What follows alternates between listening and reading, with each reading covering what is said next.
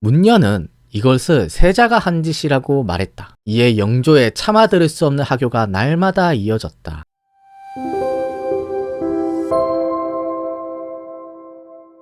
사도세자와 영조 사이를 이간질하고 또 부자 사이의 화목을 더 해치고 이 갈등을 더 증폭시키려고 했던 주변의 인물들이 있습니다. 우선 첫 번째로 살펴볼 사람은 김상노라는 사람입니다. 나중에 영조가 정조에게 이런 말을 했다고 해요. 김상노는 너의 원수다. 이모년은 사도세자가 죽은 해예요. 이 이모년의 조짐을 5년 전부터 양성했던 단 한 사람이 바로 김상노다. 그러니까 영조가 정조한테 저 김상노가 5년 전부터 이 일을 양성했다 라고 하면서 너는 저 김상노를 원수처럼 생각해라 이렇게 말을 했다는 거예요. 그래서 정조가 김상노에 대해서 같은 하늘 아래 살 수 없는 원수라고 말을 해요. 김상노는 감히 망측하고 부도한 말로 영조와 사도세자 사이를 이간질했다. 이자가 바로 같은 하늘 아래 살 수 없는 원수다. 그리고 영조와 정조뿐만 아니라 사도세자의 아내인 해경궁도 김상노가 두 부자 사이를 이간질했다고 기록하고 있습니다. 김상노가 세자의 과오를 영조께 몰래 아뢰었다. 음흉하게 영조와 사도세자 사이에서 다른 말을 하니 어찌 그럴 수 있으리요. 두 사람 사이의 갈등을 증폭시키는 이런 역할을 했다는 거죠. 그래서 심지어 나중에 사도세자가 김상노에 대해서 어떻게까지 말을 하냐면 마땅히 이 김상노를 참살해야 된다. 죽여야 된다. 이렇게 말을 했다고 해요. 이 말을 들은 사람은 사도세자의 측근 중에 한 사람인 권정침이었습니다.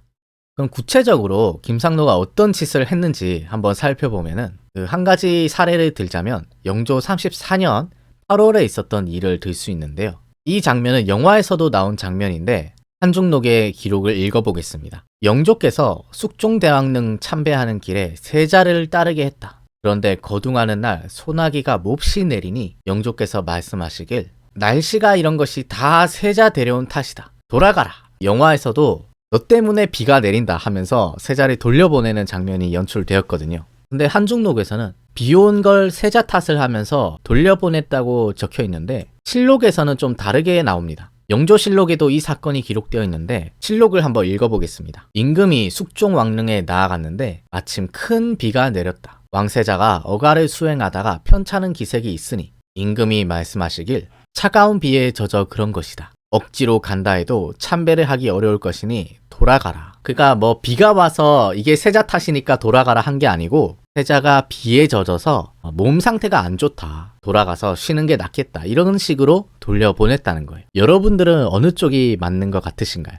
그래서 어느 게 맞는지를 좀 더 살펴보겠습니다. 승정원 일기를 보면 김상노가 영조한테 이런 건의를 합니다. 비가 계속 내려 세자 저하가 몸이 아픈 중에 가마가 계속 전진하니 진실로 걱정됩니다. 그래서 이 김상노의 말을 들은 영조가 세자의 몸 상태가 어떤지 의원한테 물어봅니다. 진맥을 해보니까 증세가 어떠냐라고 물어봐요.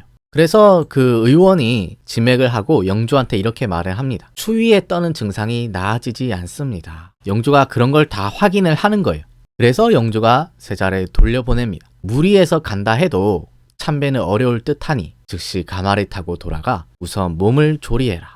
그래서 이런 정황들을 볼 때 그 한중록의 말처럼 비가 오는 게 네 탓이다 하면서 돌려보낸 게 아니고 나름대로 의원을 불러서 진맥도 해보고 세자가 정말 추위에 막 떠는 게 보이고 영조가 몸 상태를 보고 판단해서 돌아가는 게 낫겠다. 가서 몸조리 해라. 이렇게 한 게 아닌가. 어쨌든 뭐 어떤 기록이 옳은지 모르겠지만 확실한 것은 세자가 돌아간 것은 사실이에요. 근데 문제가 여기서 발생합니다. 세자가 이제 환궁을 하게 되는데 그 돌아가는 길에 바로 궁으로 돌아가는 게 아니고 잠깐 어디에 들렀다 가는 거예요. 한중록에는 이렇게 기록되어 있습니다. 사도세자께서 돌아오는 길에 화증이 올라 잠시 경기도 감령창고에 들러 기운을 진정하고 돌아오셨다. 경기도에 있는 감령창고 잠깐 휴식을 취한 뒤에 돌아왔어요.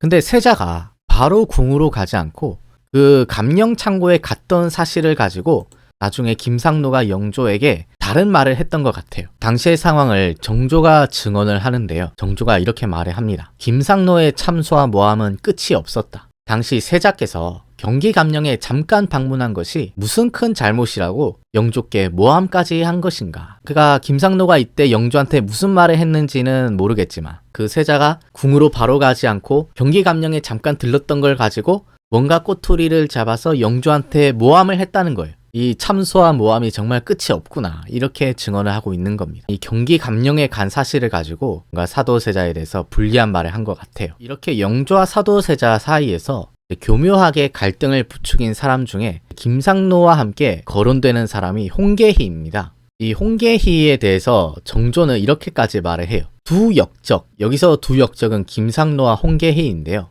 이 사람들은 내가 모두 처벌했지만 홍계희가 김상노보다 훨씬 더 심하다. 그가 그 정조의 원수인 김상노보다 홍계희가 더 심하다는 거예요. 실제로 홍계희는 사도세자가 생전에 가장 미워했던 사람이기도 한데요. 하루는 사도세자가 홍계희를 불러서 이런 말까지 했다고 합니다. 너는 장차 누구를 세우려고 하느냐? 왕통의 계승자는 나 한 사람뿐인데 너는 나를 버리고 누구를 추대하고자 하느냐? 아예 대놓고 너 대체 누구를 세우려고 이렇게 하는 것이냐? 나를 폐위시키고 대체 누구를 왕으로 세우려고 이 같은 짓을 하는 것이냐 하고 아예 직접 대놓고 물어보기까지 했다는 거죠. 앞서 살펴본 김상노와 홍계희가 구체적으로 그럼 무슨 짓을 했는지, 어떻게 사도세자를 음해하고 화를 돋궜는지, 이런 부분에 대해서는 제가 예전에 정조극장에서 다룬 적이 있거든요. 그래서 이 부분에 대해서 궁금하신 분들은 예전 정조극장을 참고해 주시면 감사하겠습니다. 그리고 또 김상노와 홍계희 말고 또 빠질 수 없는 사람이 바로 문녀인데요. 이 문녀는 영화 사도에서도 등장을 했는데 나중에 정조가 왕이 되고 나서 이 문녀도 처벌을 합니다. 박종겸의 형곡에 이렇게 기록되어 있어요. 1757년 이후 흉악한 무리의 역모가 날로 심해졌다. 이때 문녀가 안에서 음모를 꾸미고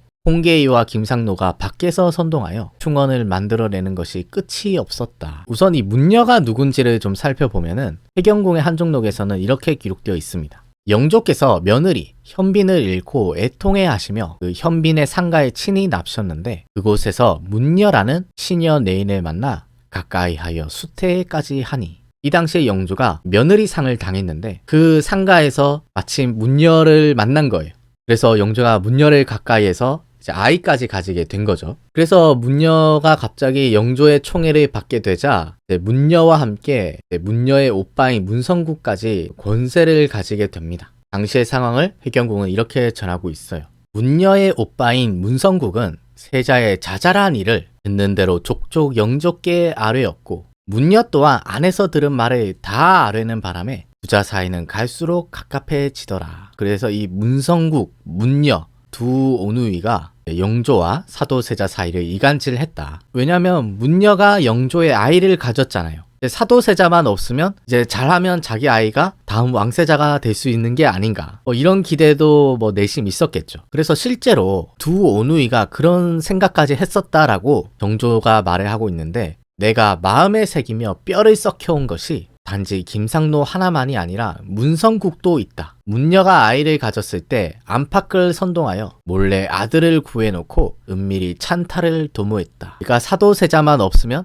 문녀의 아들을 다음 왕으로 만들 수 있다는 거예요. 심지어 딸일 수도 있으니까 몰래 아들까지 구해놨다는 거죠. 정말 이렇게까지 했는지는 잘 모르겠지만 찬탈까지 생각을 했었다. 이게 정조의 생각입니다. 그럼 문녀가 했던 구체적인 행위는 무엇인가? 우선 첫 번째로 들 수 있는 게 이 양위파동 사건을 들 수 있을 것 같아요. 영화에서도 연출이 되었는데 영조 28년 겨울에 갑자기 영조가 골룡포를 벗어야겠다. 나 왕 안 하겠다. 갑자기 왕위를 내려놓겠다고 선포를 하고 궁 밖으로 나가는 사건이 발생합니다. 그래서 갑자기 영조가 왕노릇 안 하겠다 하면서 뛰쳐나가니까 신하들이며 사도세자며 난리가 났겠죠. 그래서 명을 거둬달라고 이제 석고대죄를 하는데요. 당시의 상황을 한종록에선 이렇게 전하고 있습니다. 그때 세자께서 홍역을 앓고 난 후였는데 설안이 혹독한지라 눈 속에 엎드려 대죄하시니 눈이 쌓여 엎드리신 것을 분간하지 못할 정도였다. 이때 당시에 세자가 영조한테 올린 글이 있는데 정말 절절합니다. 제가 한번 읽어볼게요. 신이 너무나 불초한 사람입니다. 가슴이 덜컥 내려앉아 깊은 물속에 떨어진 것 같습니다. 마음속이 녹아내릴 것 같습니다. 신이 죽을 죄를 지었습니다. 그러니까 사도세자가 이제 막 병에서 완쾌돼서 몸 상태도 안 좋은데 그 엄동설안에 눈까지 맞아가면서 이런 글을 써야 하는 심정이 어땠겠어요. 그럼 이제 궁금한 것이 영조는 갑자기 왜 이런 짓을 벌인 것일까? 실록에서는 이제 명확한 원인은 나오지 않는데 이제 박종겸이 쓴 형고기에는 이 사태의 원인에 바로 문녀가 있다. 이 문녀 때문에 벌어진 일이다라고 하고 있어요. 그 당시의 기록을 읽어보겠습니다. 문녀가 총애를 입자 다른 후궁들을 업신여겼다. 하루는 문녀가 영빈은 세자의 어머니입니다. 영빈과 다툰 일이 있었는데 불손한 말을 많이 했다. 그 문녀가 그 영조의 아이까지 가지고 총애가 얼마나 남달랐겠어요. 그래서 그 총애를 믿고 감히 세자의 어머니한테까지 대든 거예요. 그래서 이거를 가만히 두면 안 되겠다 해서 이제 왕실의 큰 어른인 대비 인원왕후가 나서게 됩니다. 이제 대비가 나서서 문녀를 혼내게 되는데요. 이에 대비가 문녀를 불러 앞에 꿇어앉히고 엄하게 책망하고 회초리로 때리며 꾸짖었다. 그러니까 왕실의 큰 어른이 이제 법도를 확실히 세우려고 하는 거죠. 그 회초리를 때리는 장면이 영화 사도에서도 그대로 연출이 되었습니다. 그래서 자신이 총애하는 후궁을 불러서 회초리를 때린 것에 대해서 영조가 불만을 가지고 이런 짓을 벌인 게 아니냐. 형고기는 그렇게 보고 있는데요. 다음날 영조가 갑자기 궁 밖으로 행차하여 하교하기를 임금 자리에서 물러나겠다고 하였다. 이후로 문녀의 표독스러움이 날로 심해졌다고 한다. 그러니까 그 대비가 자신의 후궁을 불러서 회초리 때린 것에 대해서 영조가 불만을 품고 이러면은 나 왕노릇 못한다. 이제 항의의 차원에서 이런 짓을 벌인 게 아니냐. 이 모든 사건의 중심에 문녀가 있었던 게 아니냐. 이렇게 이제 형고기에서 전하고 있습니다. 그리고 또 문녀가 한 행위 중에 유명한 것이 바로 낙선당 화재 사건인데요. 이 사건은 1756년 5월에 있었던 일입니다. 하루는 영조가 사도세자가 있는 낙선당에 갑자기 방문하는데요. 당시의 상황을 해경궁이 쓴 한중록은 이렇게 전하고 있습니다. 영조께서 갑자기 낙선당으로 사도세자를 보러 가셨는데 하필 그때 세자께서 세수도 하지 않으시고 옷도 단정하게 입지 않으셨더라. 당시 금주령이 엄한 때라서 영조께서 술을 먹은 것으로 의심했다. 그 당시에 술을 금하는 금주령이 내려진 상태였는데 마침 세자의 꼴을 보니까 이게 뭔가 옷도 단정하지 않고 머리도 좀 헝클어진 것 같고 아, 니놈이 술을 마셨구나. 술을 먹은 게 분명하다. 이렇게 의심을 한 거예요. 그래서 세자가 그 신하들 많은 곳에 세자를 불러다가 꾸중을 합니다. 한중록에서는 이렇게 전하고 있어요. 세자께서는 진실로 술을 드신 일이 없는데 영조께서 세자를 뜰에 세우시고 엄하게 캐물으니 세자가 할 수 없이 마셨습니다 대답하였다. 나는 마신 사실이 없는데 아버지께서 너무 엄하게 캐물으니까 그래요 마셨습니다. 마셨다고 할게요. 뭐 이렇게 인정을 한 거예요. 그래서 이 광경을 안타까워하던 세자의 보모인 최상궁이 세자를 위해서 대신 변명을 해줍니다. 최상궁이 말하기를 세자께서 술을 드셨다는 말씀은 억울합니다. 술내가 나는지 맡아보소서. 최상궁은 정말로 세자가 술을 안 드셨다. 술내가 나는지 맡아보십시오. 세자를 위해서 앞에 나서서 변호를 하는 거예요. 이 장면이 이제 영화에서도 그대로 연출이 되었는데요. 최상궁이 자신을 대신해서 이렇게 변호를 하니까 이 사도세자가 그렇게 하지 말라고 이렇게 말을 합니다. 내가 마셨든 안 마셨든 간에 내가 이미 마셨다고 아뢰었는데 자네가 감히 다른 말을 하는가? 물러가소. 그러니까 최상궁 보고 내가 이미 마셨다고 아뢰었다. 자네가 어찌 감히 다른 말을 하느냐? 물러가 있어라. 이렇게 영조가 보는 앞에서 최상궁을 꾸중을 한 거예요. 이 모습을 지켜보던 영조가 갑자기 화를 내면서 이렇게 말을 합니다. 어른 앞에서는 개나 말도 꾸짖지 못하거늘 감히 내 앞에서 상궁을 꾸짖느냐. 이 대사도 영화에 그대로 차용이 되었습니다. 이렇게 영조와의 불편한 시간이 끝나고 영조는 돌아가는데요. 영조가 돌아간 뒤에 신하들이 찾아오니까 사도세자가 화를 내면서 신하들을 내쫓습니다. 세자가 불같이 화를 내면서 신하들을 이렇게 꾸짖어요.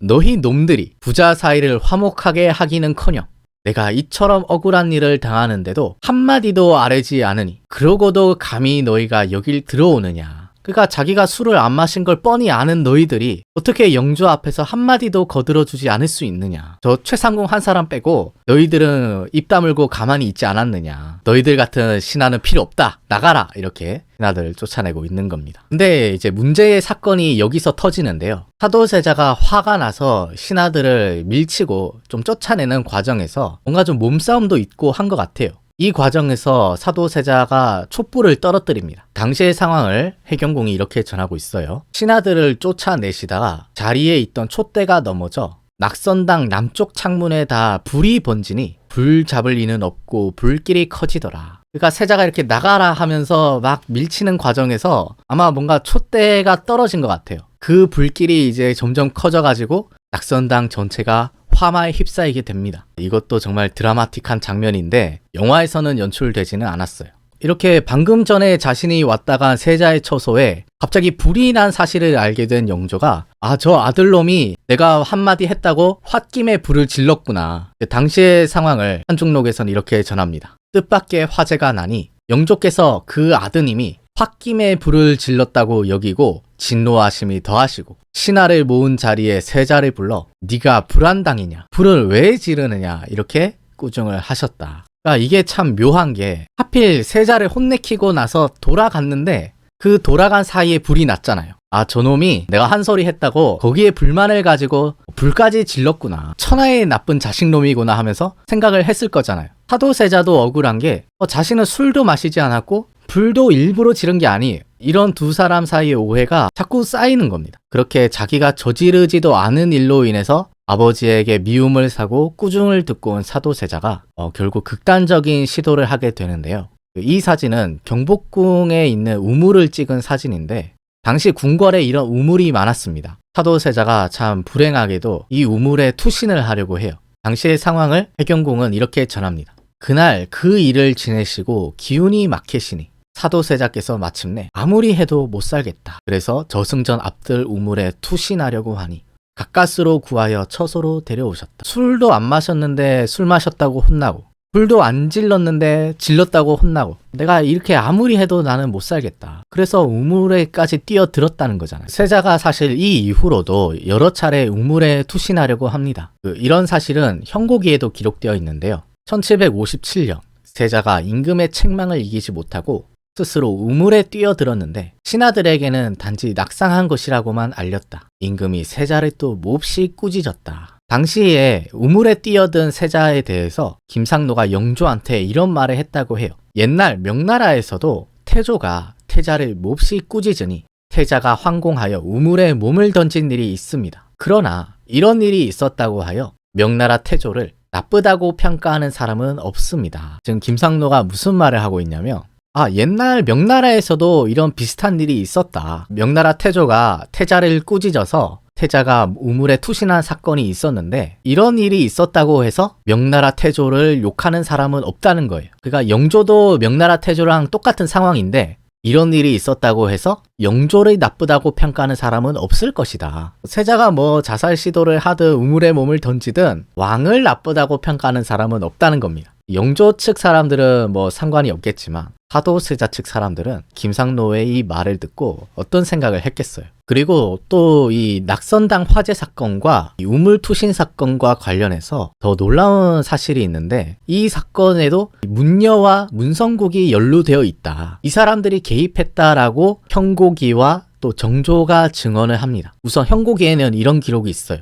낙선당에 불이 난 이후 문녀는 이것을 세자가 한 짓이라고 말했다. 이에 영조의 참아들을 수 없는 하교가 날마다 이어졌다. 그러니까 그 낙선당 화재 사건이 일어난 다음에 영조로 하여금 세자가 한 짓이라고 믿게 한 사람이 바로 문녀라는 거예요. 이런 사실은 정조 역시 증언을 하고 있는데요. 정조는 이렇게 말을 합니다. 낙선당의 화재와 우물의 병고는 모두 문녀의 오빠인 문성국에서 비롯된 일이었다. 통탄스럽고 통탄스럽다. 그러니까 영조와 사도세자 이 비극은 단순히 두 부자만이 모든 원인은 아니에요. 두 부자 간의 갈등을 옆에서 더 부추기고 증폭시키고 또 그 갈등을 이용하려고 하는 세력이 있었던 겁니다. 이런 모든 원인이 복합적으로 작용해서 일어난 비극이지 단순히 어떤 한 요인으로 인해서만 일어난 사건은 아니에요. 좀 더 다양한 시각에서 복합적인 여러 요소들을 다 두루 고려해야지 이 사건을 볼 수 있는 것이 아닌가. 다음 시간에는 이제 정말 본론으로 들어가서 영조가 사도세자를 왜 뒤주에 가도 죽였는가, 이 비극의 가장 결정적인 도화선이 되는 사건, 그게 무엇이었는지 한번 살펴보도록 하겠습니다. 오늘은 여기서 마치겠습니다. 긴 시간 시청해 주셔서 고맙습니다.